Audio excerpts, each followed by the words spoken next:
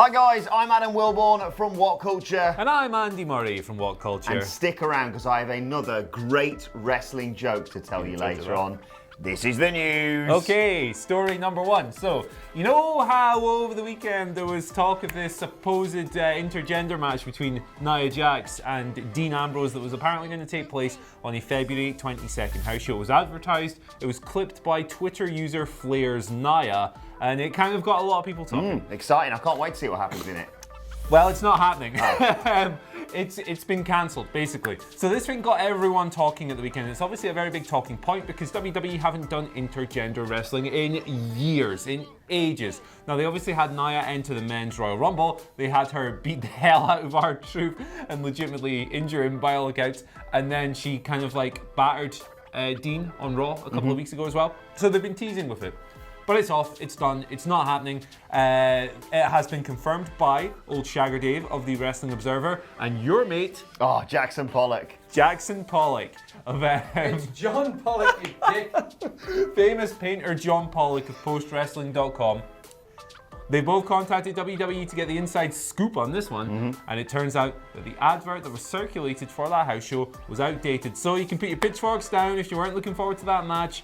You can, I don't know if it's safe to say that Dean won't be buried by Nia at some point because that's kind of what they do, but it's not happening for now. I was intrigued by it because I wasn't sure whether this was going to be, the start of more intergender wrestling for WWE or where this storyline was going to go for both Nia and Dean Ambrose, but then WWE now have just gone, sod it, we're not doing it anymore. Yeah, it's off. It's interesting because obviously when this match came up, a lot of people were thinking, oh, well, they're just going to have Dean lose in like 2 minutes and get embarrassed and then maybe they'll do it on TV.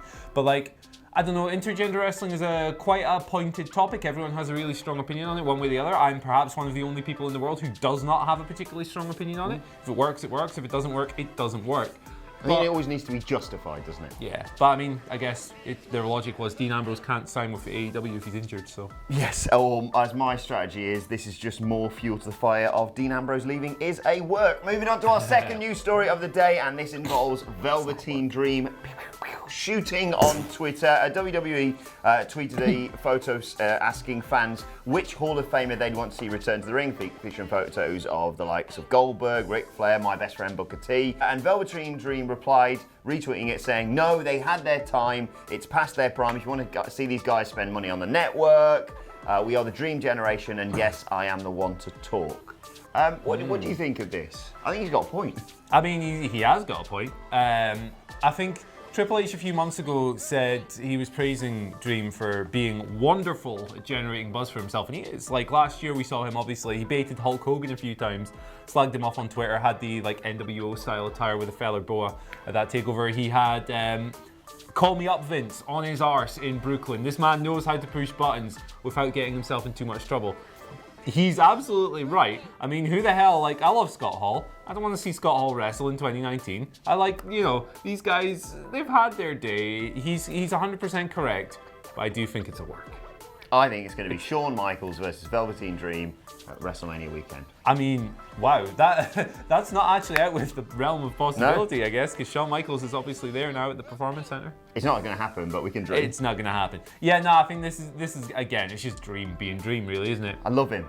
Get him on the main roster, just don't tell Vince about it. Because it's amazing that he's that good, at working people up, and he's only been doing this for 4 years. The guy's 23 years old. With all due respect, there's guys on that roster who've been wrestling for 20 years who aren't as good as getting people talking as this guy is. Wow. What have I done with my life? I know, man. I'm 31. I'm sitting here in a green studio with the Hulk Hogan action figures with a hole in the bum for your thumb. On Friday, we wore crisp packets on our heads, mate. Anyway, AEW is finished. It's over. AEW's done, so... Thanks for playing, everyone. Yeah, man, that would have been nice. It would have been good, but no, it's done. It's closing down. Obviously, it's not closing down. Comment section. People will still make that mistake anyway. Cody Rhodes. The man has been working hurt. He's got a badly hurt knee. He has had this since at the very latest November, when he tweeted out saying that my ACL, MCL, and the other CL that I can't remember, they are fine, they're intact, but I've damaged my meniscus really badly. I'm going to need surgery. Well, he's been putting it off and off and off. He had a Ring of Honor final battle main event against Jay Lethal to wrestle, and then he had the Tokyo Dome, your favorite promotion on your favorite show, against Juice Robinson. He had to work that match as well. He hasn't wrestled since then. He is banged up, and he's tweeted the other day basically saying that, yeah, I need surgery ASAP.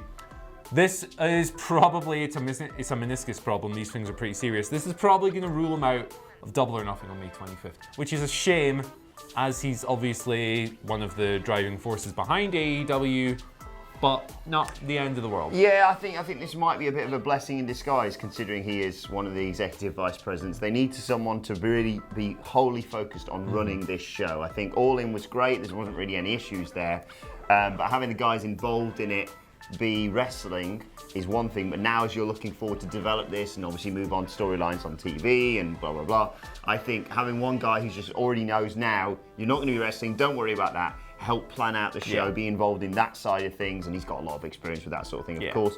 And yes, considering the people we were talking about on Friday, obviously the Kenny Omega Chris Jericho match, the Young Bucks match against the Lucha Brothers, look, we are not going to be struggling for good matches on this card. It's probably for the best. Yeah. As much as it's terrible news that he's not going to be wrestling, it's probably for the best that he's ruled out now and he can look to be more of an organizer. And the interesting thing about this is that he basically said on Twitter, I cannot afford to have another stinker like the Wrestle Kingdom match. And to be fair, watching that match, you could really see he was hurting. Yeah, it makes a lot of sense. Yeah. Final news story of today, and it's been reported by Fox Sports Australia that 2 new people have been signed to WWE Developmental. That is Jonah Rock and Elliot Sexton. And my sources confirm they are the latest bloody people to join the bloody Iconics. I heard they're going to be the Iconics valets, in fact. Indeed. Interesting move. Yeah, Jonah Rock and Elliot Sexton. Do you know anything about either of those boys? I'm quite familiar with Jonah Rock. Jonah Rock has made quite an impact in the USA in recent years. He's been working quite extensively for PWG. He is a member of TMDK, or was. That was the stable, of course, that Shane Thorne, and what was his WWE name? Mikey Nichols? Mm-hmm. It was Nick Miller. Sorry, he was Mikey Nichols on the Indies. Okay, he was in that stable with them back in Australia. He has broken through into the US. He has worked a few European dates this past couple of years as well.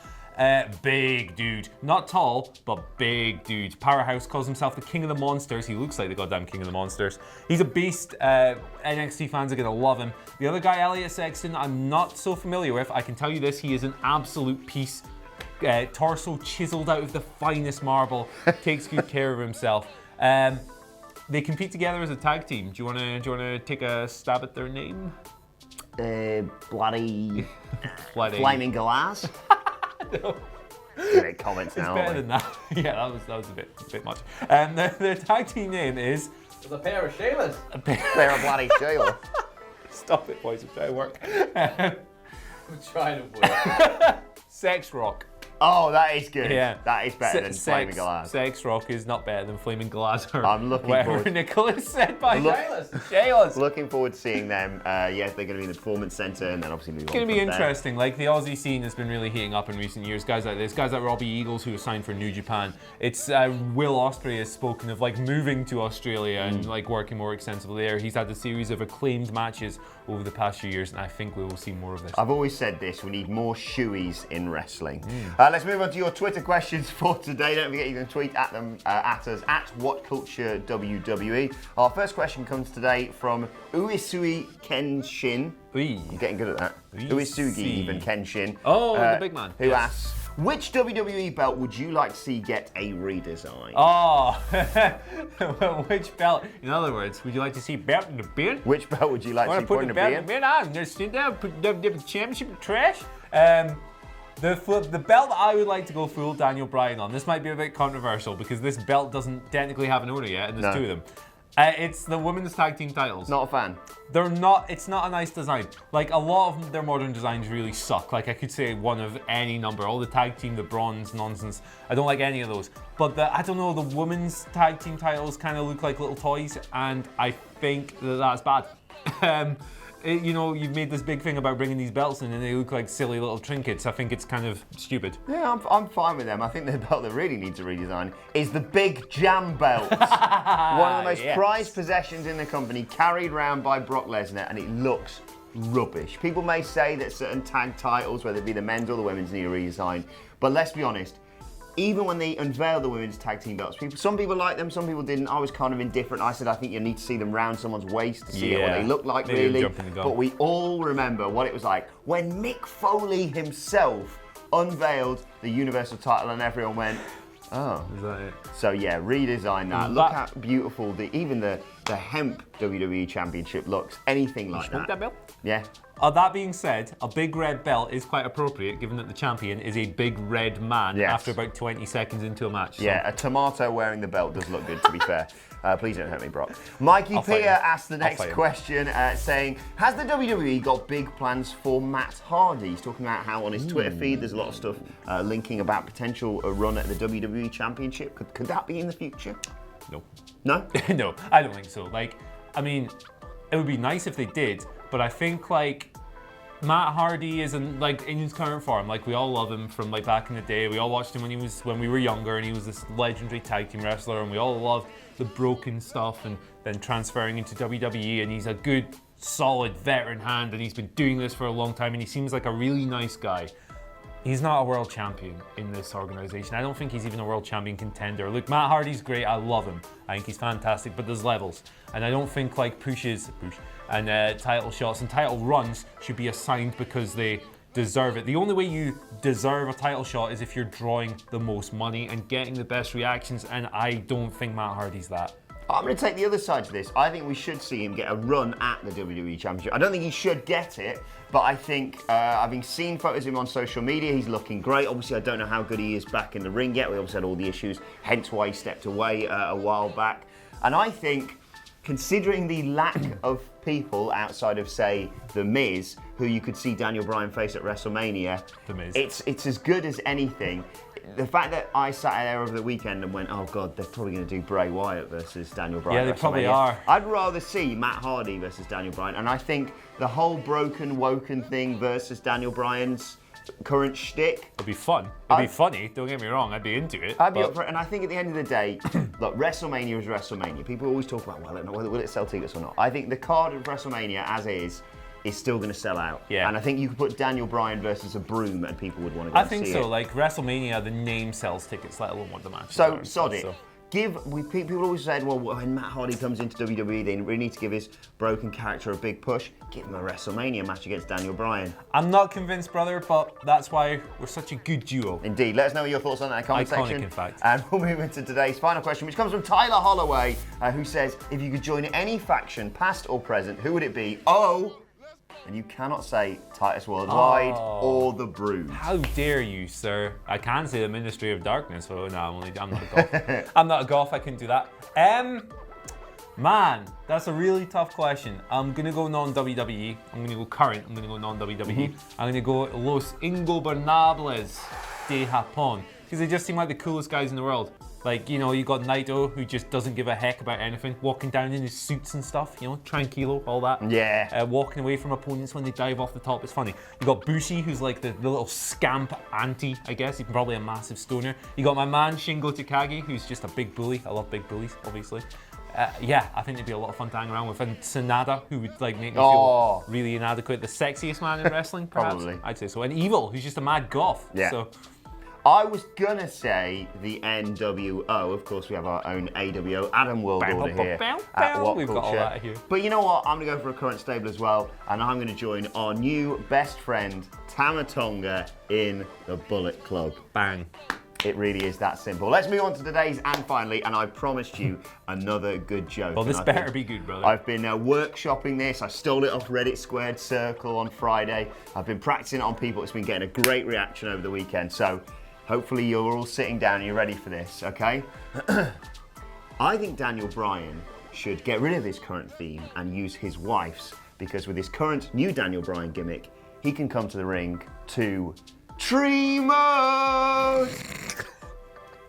Okay, that was terrible. I've got Because something better. he's a tree mode, like, you know, because he's... Adam, shut up. Here's the real tea. Go on. Okay, Corey Graves on Twitter yesterday, last night, throughout the day, for about 5 hours in fact, has lost his goddamn mind. I love it. Okay? This man was very online yesterday, taking all kinds of shots at journalists, most notably David Bixenspan, who works for Deadspin. Now, for a little bit of background, if you're not familiar with his work, David Bixenspan is one of the most articulate and well-researched and best journalists in our field. He's tremendous. His long-form articles on Deadspin are great reads. He's very meticulous. He's a better writer than, God bless him, Shagger Dave.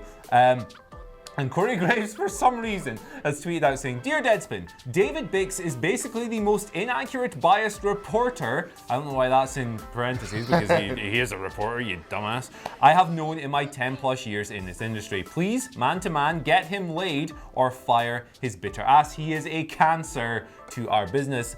That's not all, there's a whole series of these things. Yeah, it's really nasty. And he's going on about enjoy your Saturday night alone and all this stuff. Doesn't even know what day of the week it is, Corey Graves. That's how hammered he was. So basically, David Bixenspan responded to this like, what? What?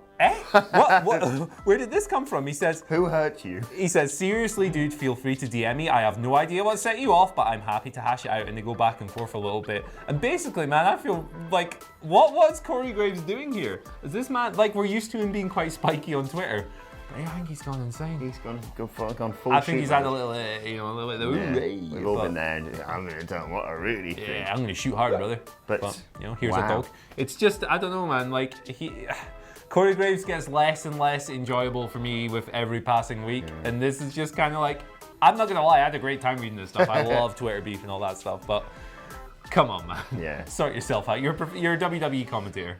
You're a professional. Tree mode.